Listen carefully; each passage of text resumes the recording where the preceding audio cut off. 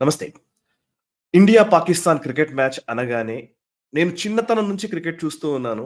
ప్రతి సందర్భంలోనూ, ప్రతిసారి ఇండియా, పాకిస్తాన్ 2 ఎదురు పడ్డప్పుడు క్రికెట్ మైదానంలోకొచ్చినప్పుడు ఒక రకమైనటువంటి ఉద్విగ్న భరిత వాతావరణమే ఉంటుంది. ఒక ఎమోషన్స్ ఖచ్చితంగా ఉంటాయి.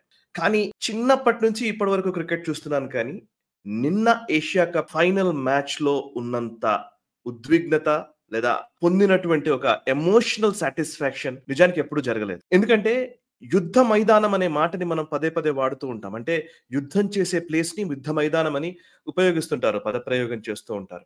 సో నిజంగా నిన్న ఏషియా కప్ ఫైనల్ జరిగిన దుబాయ్ ఇంటర్నేషనల్ క్రికెట్ స్టేడియం అది నిజంగా యుద్ధ మైదానమే. అండ్ యుద్ధం కేవలం సరిహద్దుల్లో చేయడమో లేకపోతే పాకిస్తాన్‌తో త్రివిధ దళాలు మన భారత త్రివిధ దళాలు చేసేది మాత్రమే కాదు. ప్రతి పౌరుడు చేయాల్సిన యుద్ధం అని నిజానికి భారత క్రికెట్ టీమ్ కెప్టెన్ సహా టీమ్ సభ్యులందరూ కూడా నిరూపించారు. యెస్, ఇండియన్ క్రికెట్ టీమ్ కి సంబంధించినటువంటి ఇండియా అనే ఒక జెర్సీని వేసుకున్నటువంటి ప్రతి క్రీడాకారుడు యుద్ధం చేసేవాడే. ఈ దేశ ప్రతిష్టను నిలబెట్టడానికి ప్రయత్నం చేసేవాడే.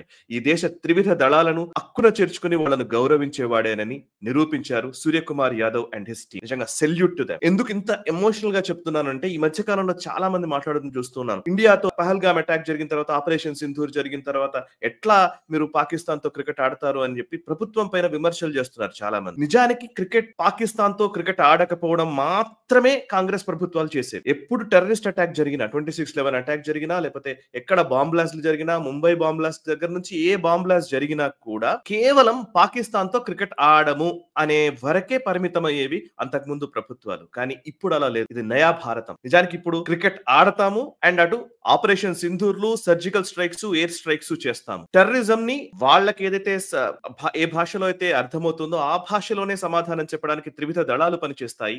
మన సర్జికల్ స్ట్రైక్స్ కావచ్చు, ఎయిర్ స్ట్రైక్స్ కావచ్చు, ఇప్పుడు ఆపరేషన్ సింధూర్ మొన్న చేసింది కావచ్చు. అండ్ ఇంకొక వైపు ఒక క్రీడాకారుడు ఎలాగైతే పాకిస్తాన్‌కి అర్థమయ్యే భాషలో జవాబు చెబుతాడో అదే భాషలో మన ఇండియన్ క్రికెట్ టీం చెప్పింది. మనం మిసైల్స్ వేయగలము, at the same time sixers కూడా కొట్టగలము.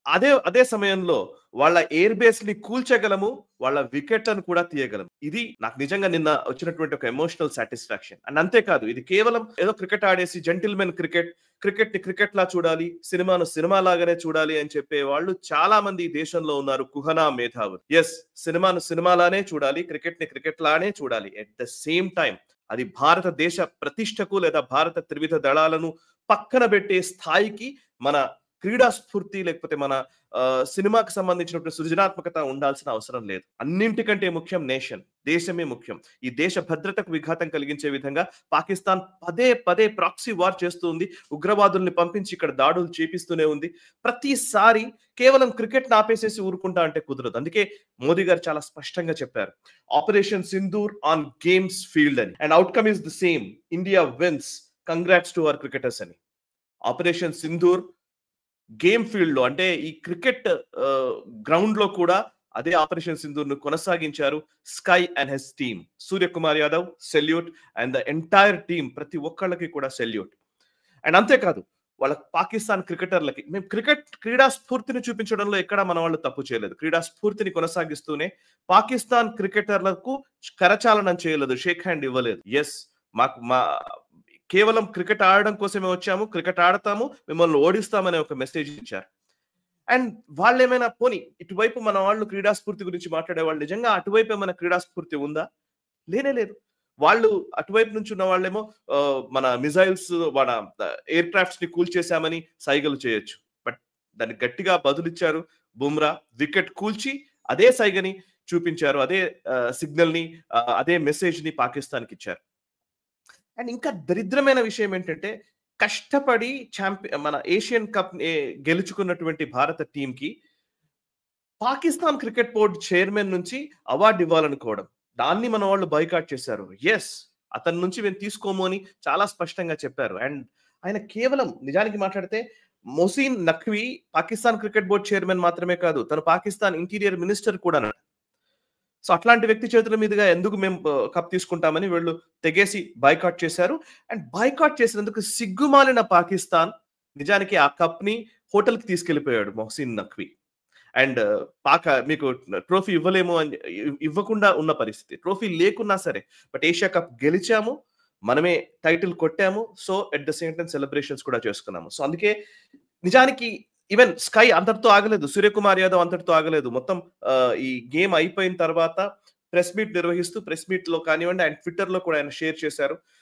ఈ ఏషియా కప్‌లో తను ఆడిన నేపథ్యంలో తనకొచ్చినటువంటి మనీ ఏదైతే ఫీ ఉంటుందో, క్రికెట్ ఫీ ఉంటుందో అదంతా కూడా పెహల్గాం దాడుల్లో చనిపోయినటువంటి బాధిత కుటుంబాలకు మేము డొనేట్ చేస్తున్నానని 'సూర్యకుమార్ యాదవ్' ప్రకటించారు.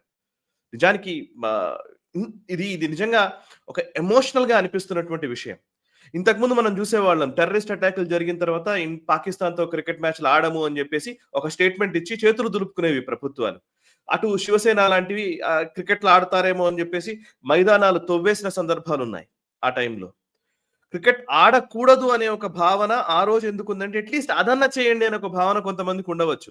ఆడకుండా ఉండండి అని. బట్ ఇప్పుడు అలా కాదు.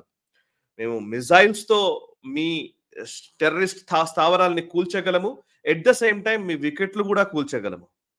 మేము ఓవైపు మిజైల్స్ ప్రయోగించగలము, ఇంకోవైపు సిక్సర్లు కూడా బాదగలము అనే ఒక మెసేజ్ ని ఇండియన్ క్రికెట్ టీం ఇచ్చింది. And salute to them.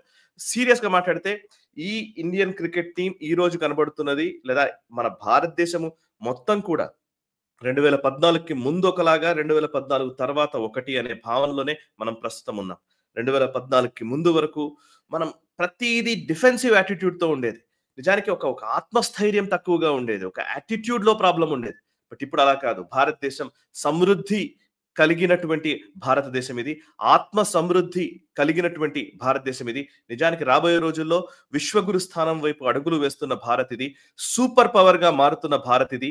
అటువంటి భారతదేశాన్ని కలలుగంటున్నటువంటి నేటి యువతరం ఖచ్చితంగా ఆ భారత స్ఫూర్తిని కొనసాగిస్తూ ఉన్నారు. అండ్ అదే యాటిట్యూడ్ ని క్రీడా మైదానంలో చూపిస్తున్నారు, యుద్ధ మైదానంలో త్రివిధ దళాలు చూపిస్తున్నాయి. వాళ్ళందరికీ కూడా పేరు పేరున ధన్యవాదాలు. అండ్ ఈ వీడియో మీకు నచ్చితే లైక్ చేయండి, 10 మందికి షేర్ చేయండి, కమెంట్స్ ద్వారా మీ అభిప్రాయాలు మాతో పంచుకోండి. మనసా వాచా కర్మణ దేశ హితం కోసం నేషనలిస్ట్ హబ్. ఈ వీడియో మీకు నచ్చినట్టయితే లైక్ చేయండి, 10 మందికి షేర్ చేయండి. అలాగే కామెంట్ల రూపంలో మీ అభిప్రాయాలను మాతో పంచుకోండి. Nationalist hub group of channels ను సబ్స్క్రైబ్ చేసుకుని తెలుగునాట జాతీయవాద జర్నలిజాన్ని ప్రోత్సహించండి. ఈ వీడియో కింద ఉన్న బెల్ ఐకాన్ పై క్లిక్ చేయడం మర్చిపోవద్దు.